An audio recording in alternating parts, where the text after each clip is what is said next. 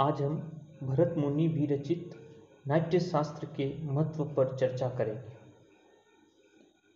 संस्कृत साहित्य के शास्त्रीय ग्रंथों में आचार्य भरत मुनि विरचित नाट्य शास्त्र का अद्वितीय, अनुपम, अप्रितम एवं महत्वपूर्ण स्थान है।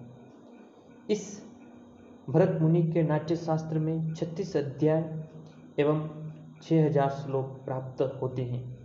यह षट सहस्त्री संहिता है। नाट्य शास्त्री ग्रंथों में नाट्य शास्त्र एक ऐसा प्रकाश स्तंभ है जो दिक् दिगंत को प्रकाशित कर रहा है। संप्रति समुपलब्ध नाट्य शास्त्र ही अपने विषय का प्राचीनतम ग्रंथ है।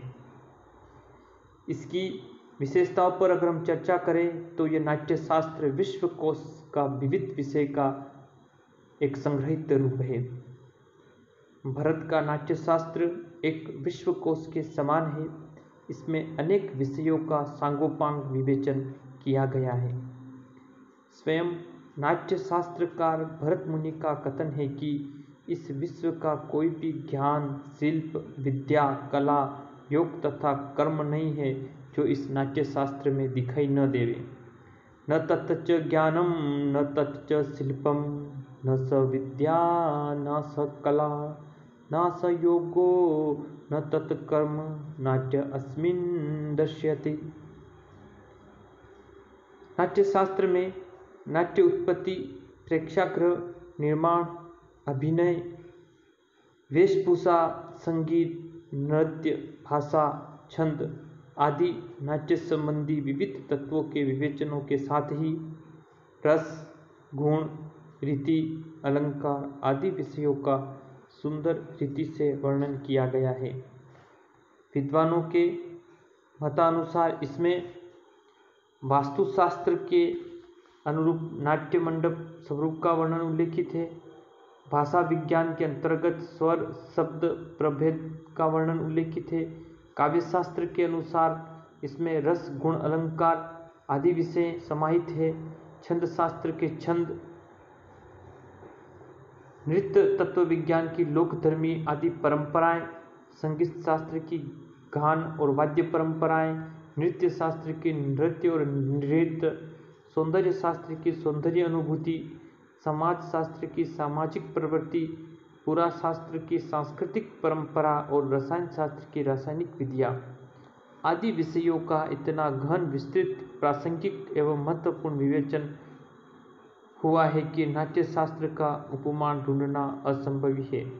अतः यह एक विश्वकोश के समान है। दूसरी अगर इसकी विशेषता देखें तो प्राचीन आकार ग्रंथ है। ये भरत मुनि विरचित नाट्य शास्त्र एक आकार ग्रंथ है। भरत उत्तरवर्ती नाटक शास्त्रकारों ने नाट्य शास्त्र से ही विषय वस्तु लेकर अपने अपने ग्रंथों का निर्माण किया है। अतः परवर्ती नाट्यकारों तथा नाट्य शास्त्रकारों के लिए नाट्य शास्त्र आमना यानी वेदवत शब्द प्रमाण है। निश्चय ही भरत मुनि के पूर्ववर्ती, समकालवर्ती अथवा परवर्ती ऐसा कोई भी नाट्य शास्त्रकार नहीं हुआ जो भरत मुनि का अतिक्रमण कर सके। अतः भरत मुनि को कनिष्ठिका अधिष्ठित भारतश्च कहा जा सकता है। निश्चय ही भरत मुनि नाट्य शास्त्र पर न भूतो न भविष्यति यह उक्ति पूर्णतः चरितार्थ होती हुई दिखाई देती है। अगली विशेषता है भारतीय संस्कृति का प्रतिपादन। नाट्य शास्त्र में प्राचीन भारतीय संस्कृति का निबंधन हुआ है।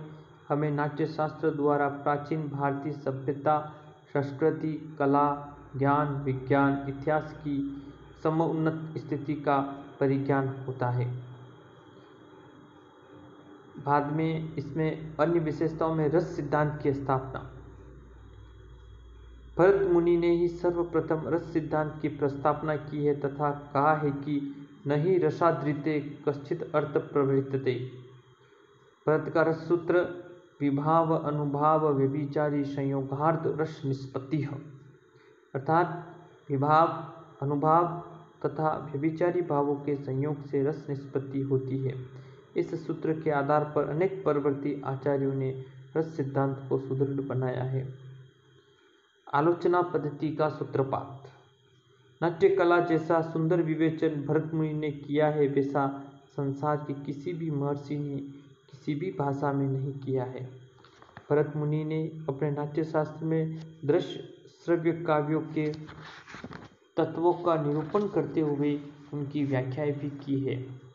साथ ही यथावसर अन्य आचार्यों के मतों का भी उल्लेख किया है। इस प्रकार भरत मुनि ने ही सर्वप्रथम आलोचना पद्धति का सूत्रपात किया है। इसी के आधार पर उत्तरवर्ती आचार्यों ने काव्यशास्त्र विषय ग्रंथों का प्रणयन किया है। भरत का दृष्टिकोण। नाट्य शास्त्र में महर्षि भरत मुनि की दृष्टि सदैव प्रयोगपरक रही है। नाट्य शास्त्र मात्र व्याख्यात्मक ग्रंथ ही नहीं अपितु प्रयोगात्मक ग्रंथ है। नट नटी तथा अन्य पात्र नाट्य अभिनय भाव दृष्टि कला स्वर आदि का व्यावहारिक प्रयोग करते हैं। यह एक प्रयोग शास्त्र है।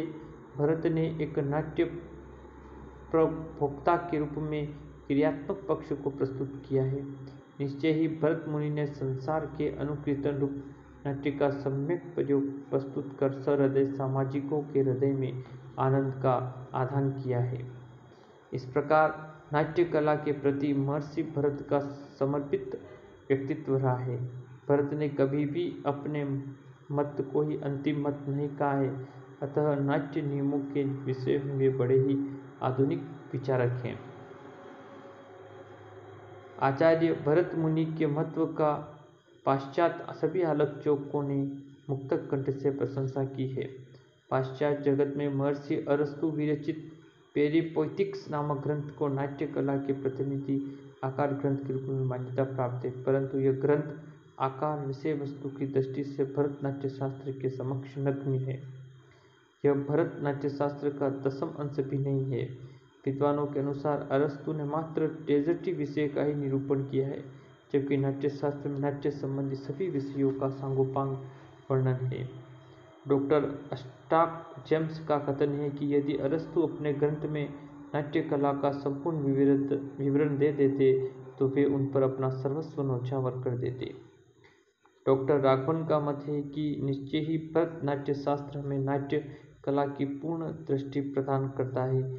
यह अति दुख की बात है कि भरत के पूर्ववर्ती अनेक आचार्यों ने नाट्य ग्रंथ काल के कराल घास में समा गए, परंतु प्रसन्नता इस बात की भी है कि महर्षि भरत मुनि का नाट्य शास्त्र संप्रति इस समय भी समुपलब्ध है।